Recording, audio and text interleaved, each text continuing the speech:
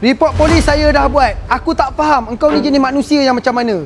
Gaji dah dapat 3,000 lebih, tapi engkau masih buat kerja yang haram, bagi anak bini engkau makan dengan sumber yang haram. Korang tengok video ni sampai habis. Assalamualaikum guys, syukur Alhamdulillah. Okay guys, hari ni ada berita sedih sikit. Kes staff pecah amanah di botol garaj. Macam mana kes ni boleh berlaku dan macam mana boleh kantoi, saya akan ceritakan. Customer ni datang di botol garaj untuk nak claim dyno. Dia kata setting tak cun. Saya punya staff mintalah dia punya receipt daripada botol garaj. Abang tu cakap dia tak dapat receipt sebabnya dia transfer masuk akaun staff punya bini. So bila kita tengok bukti, ini adalah salah satu bukti masuk dalam touch and go staff punya bini. Ini adalah bukti-bukti yang staff buat job di botol garaj. Okey guys, di botol garaj semua berurusan akan melalui kaunter. Bayar dekat kaunter dan korang akan dapat receipt. Receipt itulah korang boleh datang untuk claim warranty di botol garaj. Tapi Allah nak tunjuk depan mata, nak jadikan cerita, waktu customer datang nak minta claim warranty, staff tersebut dia cuti. Jadi daripada situlah terkantoinya kes ni berlaku. Ini baru satu saya dapat. Bila saya tanya customer tu, dah berapa banyak kali abang bagi? Dia kata 3-4 kali dia bayar QR dan cash kepada staff tersebut. Wow,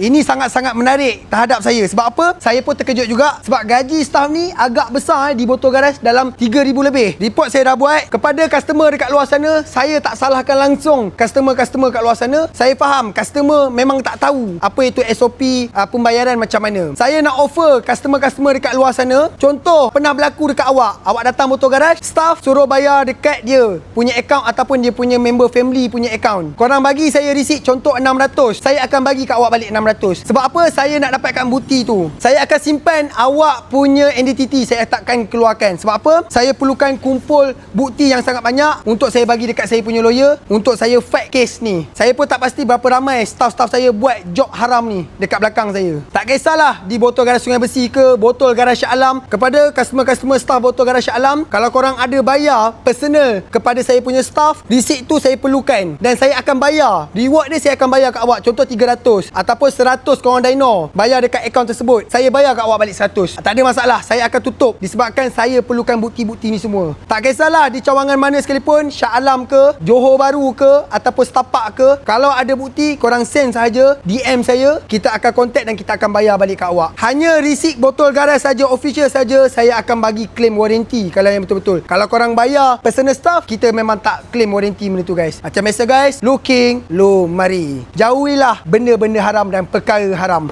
Carilah rezeki halal, bagi anak bini makan dengan sumbernya halal. Assalamualaikum guys, syukur Alhamdulillah.